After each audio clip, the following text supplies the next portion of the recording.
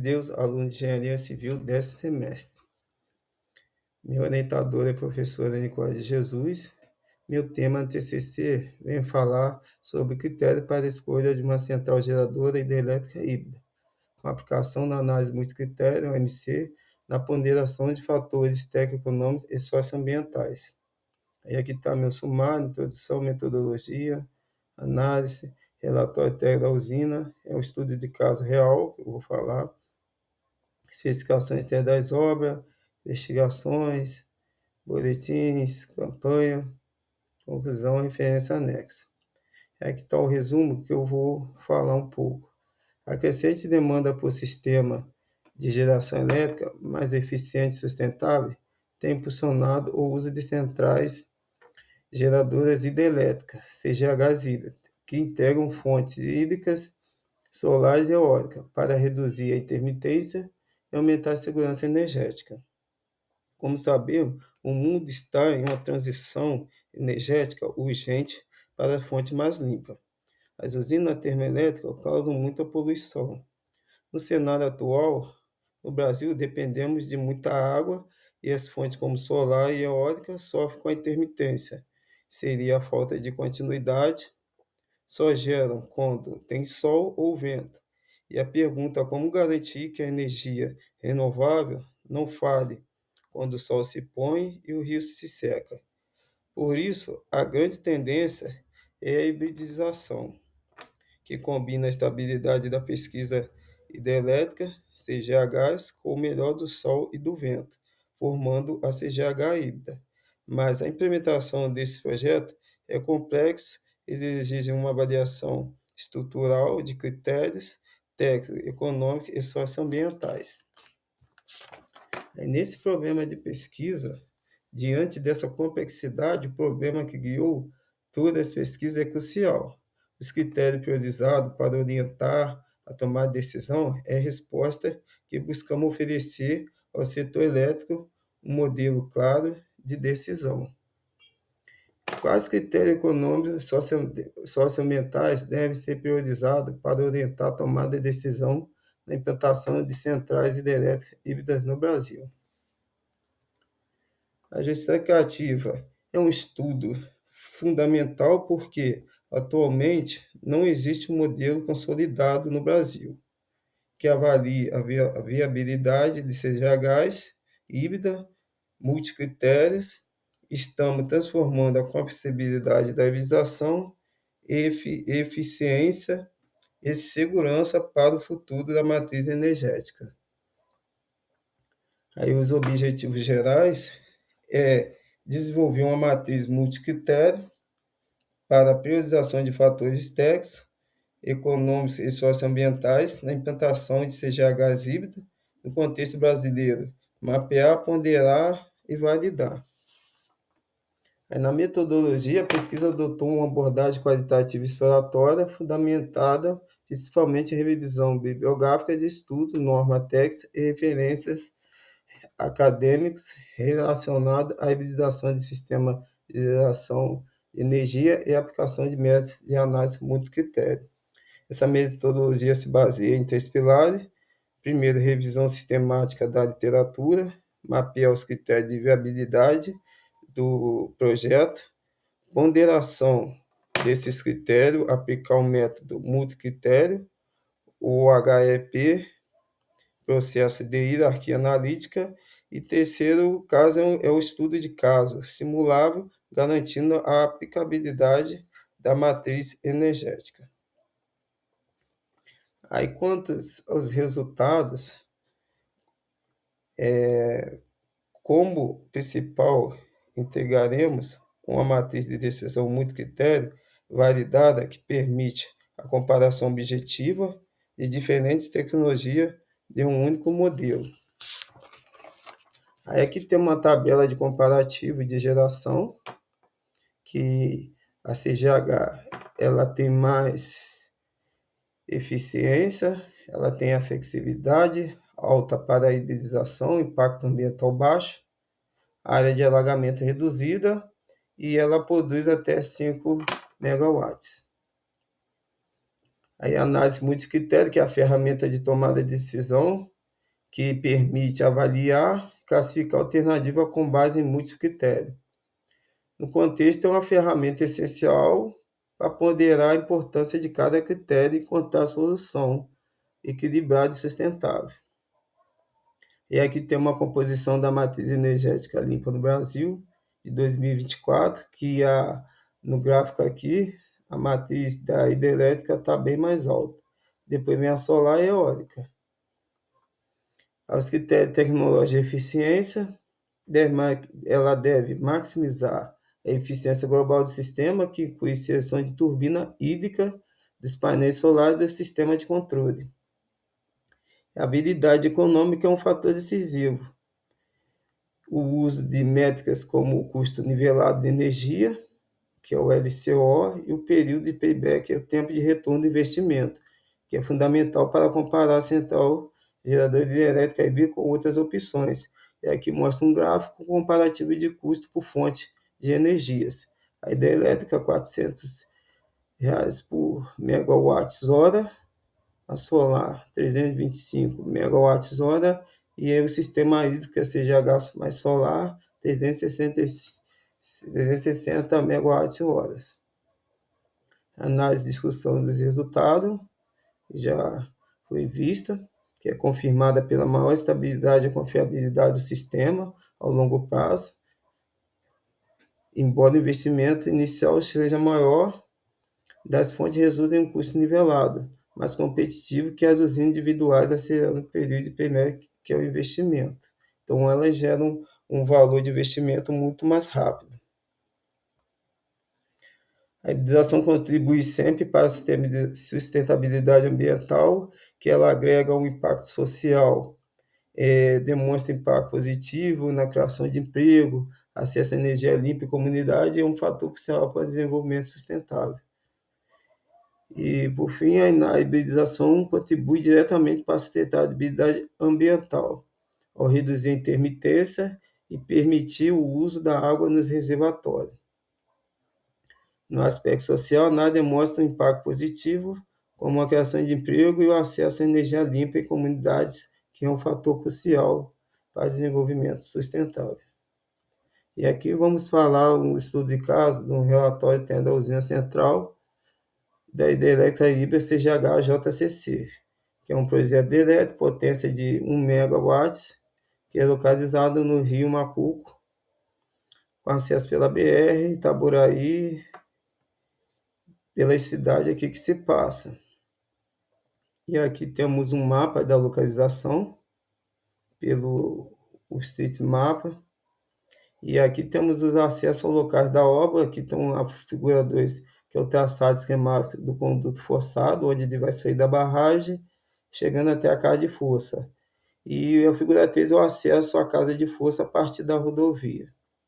Aí temos a aspecto geológico e geotécnico, a geologia regional, é onde a barragem está situada e ela está predominantemente em rocha ginásica do grupo Italva. Aí, na consideração desse projeto, a barragem é um local de fácil acesso e mostra afloramento de rocha na margem esquerda e o solo com blocos na margem direita, que necessita das sondagens para investigar as condições da fundação. Aí na foto vê o afloramento das ginais e corte de rocha da montante. A geologia local da barragem, a rocha quartzo cinza claro de granulação fina e média, com bandamento inclinado para jusante. A cobertura do solo é com afloramento de camada de solo residual, além de rocha alterada e espessura significativa. Observa o afloramento de ginás caracterizado bandado. E aqui tem um bloco solto, onde ela estava em cima da ginás. Aí o conduto forçado, ele tem uma extensão de aproximadamente 1.350 metros, que sairá da barragem até a casa de força. E esse traçado aqui é onde ele vai passar, onde tem essa vegetação, que é ao longo da rodovia. A casa de força, ela está destinada à implantação do relevo suavemente inclinado, sem ocorrência de afloramento rochoso. para adequar a realização geotécnica e definição das condições de fundação torna imprescindível a execução de uma campanha de investigação por meio de sondagem rotativa, assegurando parâmetro confiável para o projeto e a estabilidade da estrutura. Aí tem mais considerações. As especificações técnicas das obras civis, que as diretrizes gerais de execução, normatização das obras, onde vai acontecer a obra, procedimento construtivo e tratamento do terreno, envolve desvio do rio, alocação, implantação de secadeiras, desmatamento, escavações, preparação de vazamento, de fundações. Isso aí visa assegurar a estabilidade geotécnica.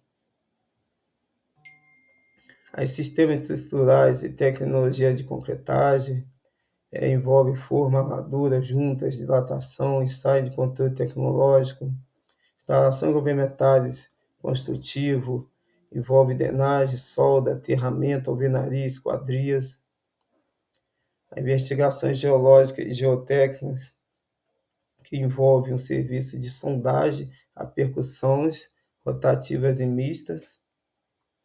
Aí tem um programa de trabalho que foram previstas 9 sondagens mistas e rotativa, com previsão de profundidade até 5 metros em rocha firme. Aí aqui tem um programa de sondagem de furos, sondagem rotativa e sondagem mistas, com profundidades informada.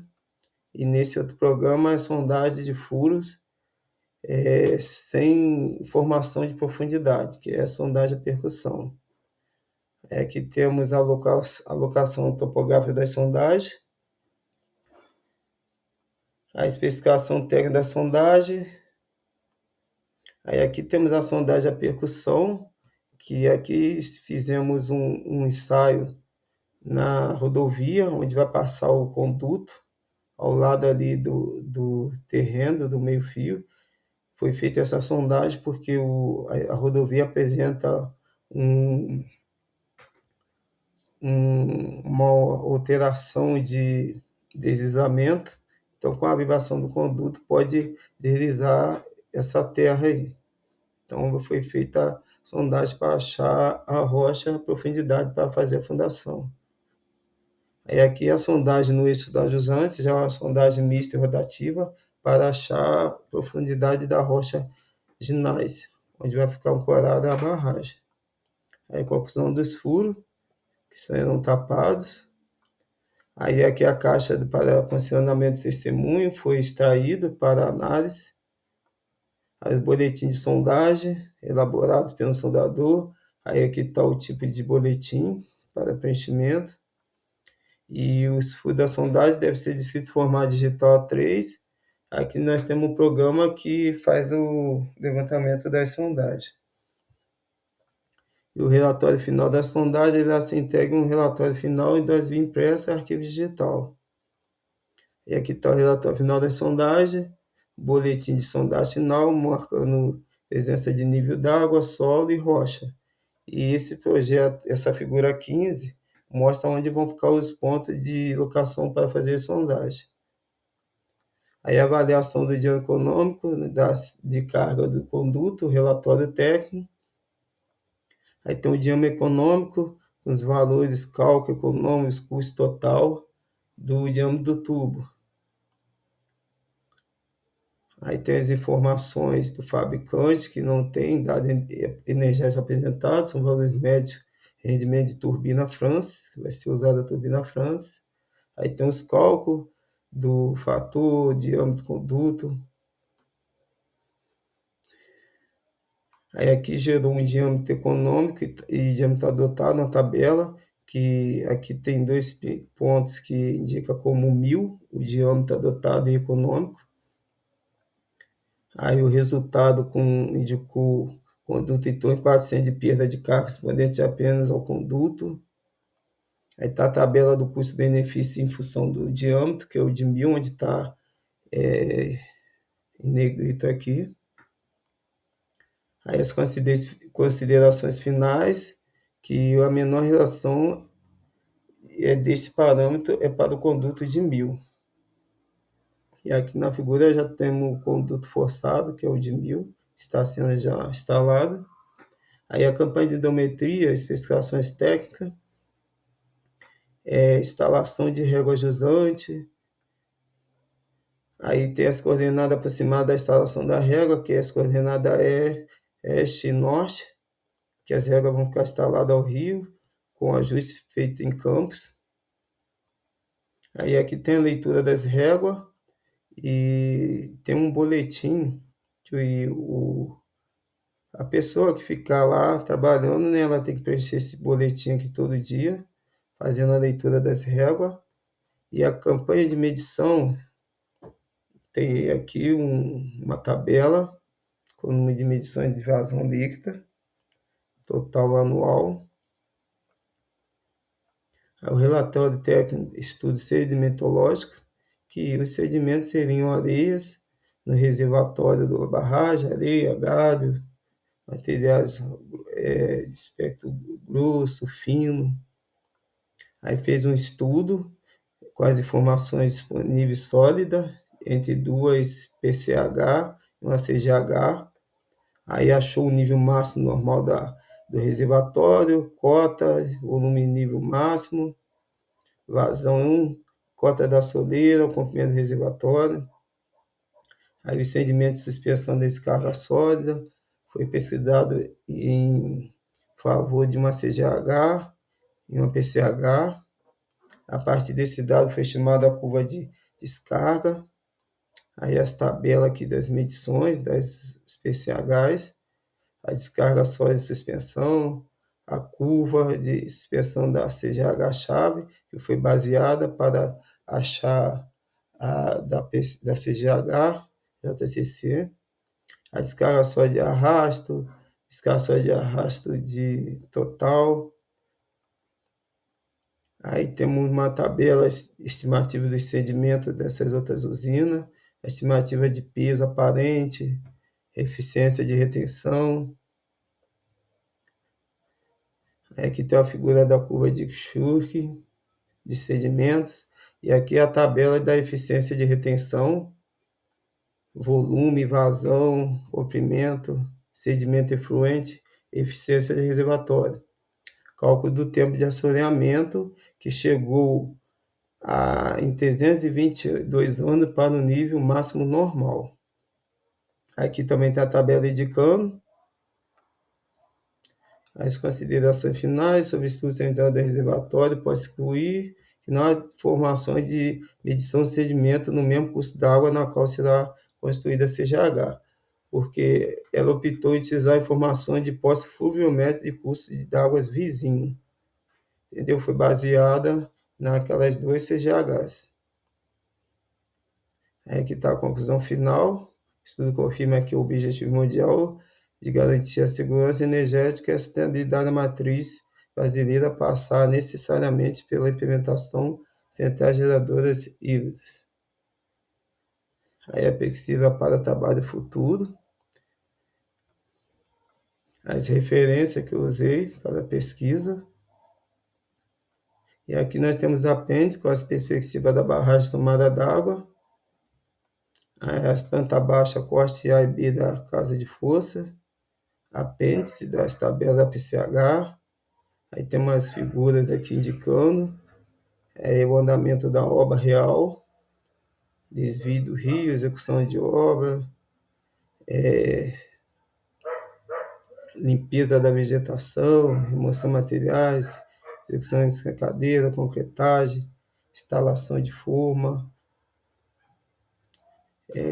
escavação, preparação de acesso, instalação de estrutura parque solar, a instalação já das placas, execução da caixa de força, execução da tomada d'água, sua revertente, sala de comando, junta de contação, soldagem de tubo, aterramento, drenagem, sala de inversores das placas solares, e o anexo tem mais as normas aqui aplicáveis.